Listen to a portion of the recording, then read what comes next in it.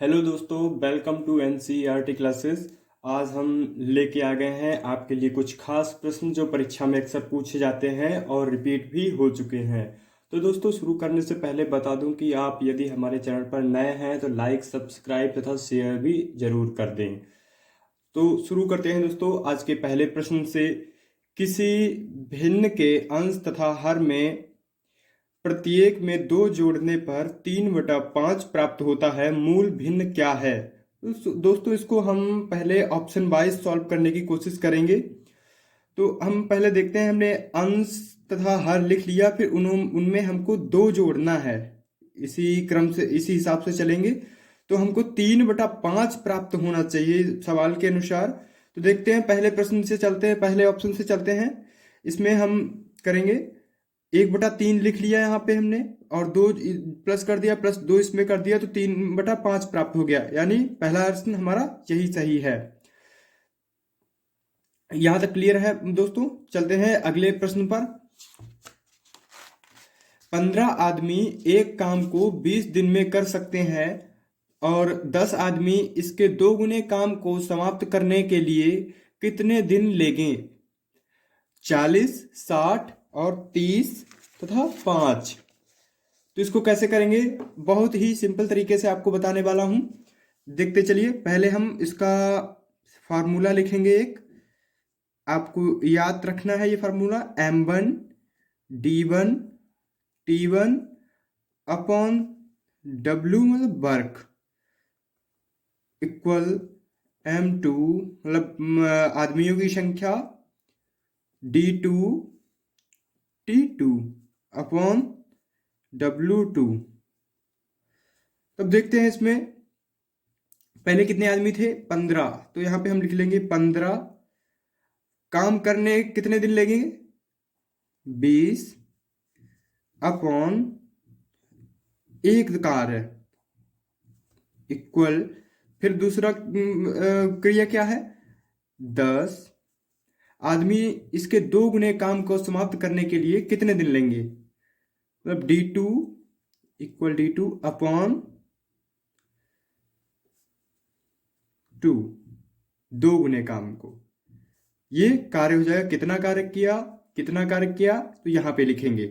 अब इसको काट देंगे इसी से, 2 से 2 पंचे 10 और 5 से कट कर देंगे इसको, 5 चक्कू 20।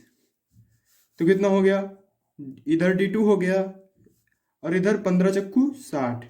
कितना आंसर आ जाएगा, बी ऑप्शन सही, मतलब 60 आंसर का राइट आंसर हो जाएगा। तो दोस्तों, चलते हैं अपने अगले प्रश्न पर। 2 संख्याओं का अनुपात 4:5 है। प्रत्येक संख्या में 25 घटाने पर अनुपात 3:4 हो जाता है। तो पहली और दूसरी संख्या का योग ज्ञात कीजिए। तो दोस्तों देखते हैं, फर्स्ट सेकंड, पहली संख्या और दूसरी संख्या, अनुपात कितना है दो संख्याओं का, 4:5। प्रत्येक संख्या में 25 घटाने पर अनुपात 3:4 हो जाता है, 3:4। अब इनका ये देख लेंगे कितना अंतर है, 5 और 4 में कितना अंतर है, 1 का, 4 3 में 1 का। तो 1 रेशियो की वैल्यू कितनी हो जाएगी, 25। क्या देखते हैं इसमें, क्या कह रहा है कि दूसरी संख्या का योग ज्ञात कीजिए, सॉरी, पहली और दूसरी संख्या का योग ज्ञात कीजिए। योग ज्ञात करना है तो हमको सबसे पहले संख्याएं ज्ञात करनी होंगी। तो पहली संख्या ज्ञात करेंगे, 1 रेशियो की वैल्यू 25, तो 4 रेशियो की वैल्यू कितनी हो जाएगी, 4 रेशियो की वैल्यू 25 गुणे 4 इक्वल्स टू 100। और फिर दूसरी संख्या के लिए, मतलब ये पहली संख्या होगी, ये दूसरी संख्या के लिए, दूसरी संख्या के लिए लिख लेंगे 5 रेशियो के वैल्यू 25 इंटू 5 इक्वल्स टू 125। अब हमको पहली संख्या और दूसरी संख्या पता लग गई है, तो अब हम इनका योग ज्ञात करेंगे। योग बराबर पहली संख्या प्लस दूसरी संख्या बराबर 100 प्लस 125 यानी कितना आ जाएगा आंसर? 225। कौन सा सही हो जाएगा? दूसरा, मतलब बी सही आंसर है।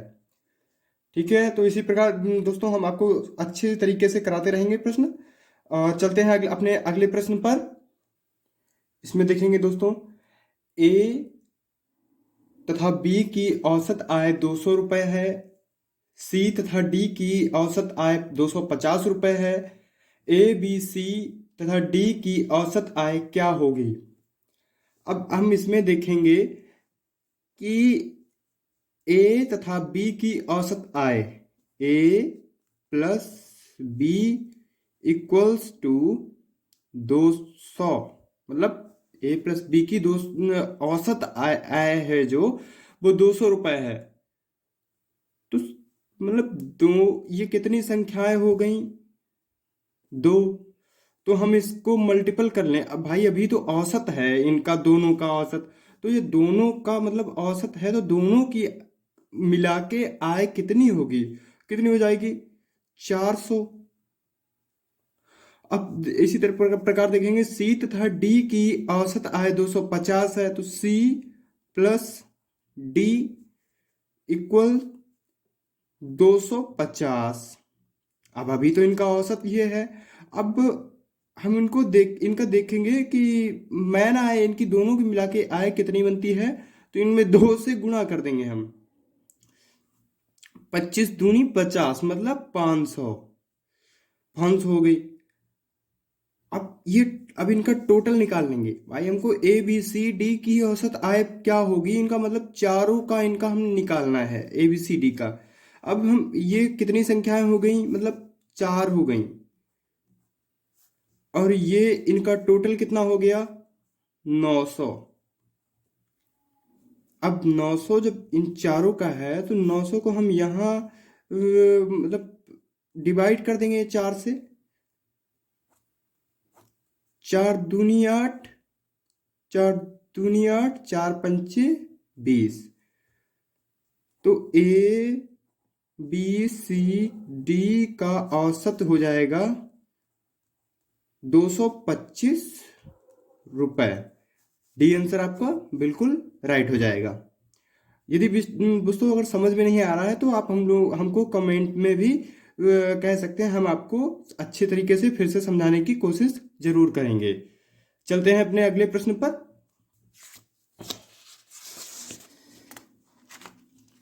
दो संख्याओं का गुणनफल 576 है, यदि इनका शेष लासा 144 है, तो इनका एचसीएफ क्या होगा?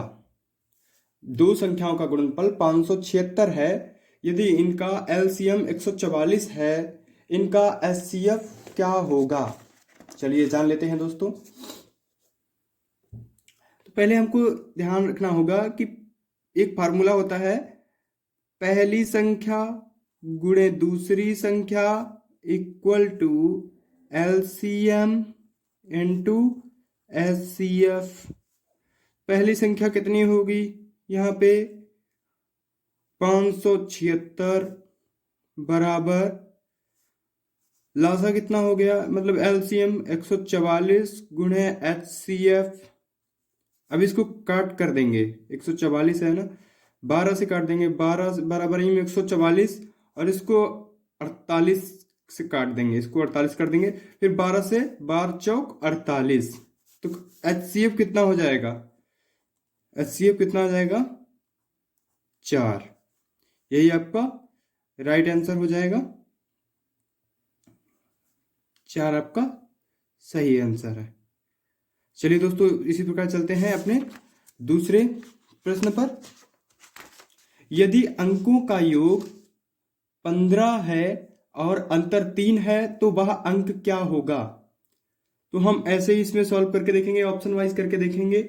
इसमें देखेंगे 6 और 9 का योग कितना हो जाएगा, पहले योग करेंगे, फिर अंतर करेंगे, अंतर करेंगे। 6 और 9 कितना हो जाएगा? 6 + 9 = 15। 6 माइनस 9 कितना हो जाएगा? 3। यदि अंकों का योग 15 है और अंतर 3 है तो वह अंक, मतलब ए आंसर सही हो जाएगा, ए ऑप्शन बिल्कुल राइट हो जाएगा। चल दूसरे प्रश्न पर। चलिए दोस्तों, आज के लिए इतना ही।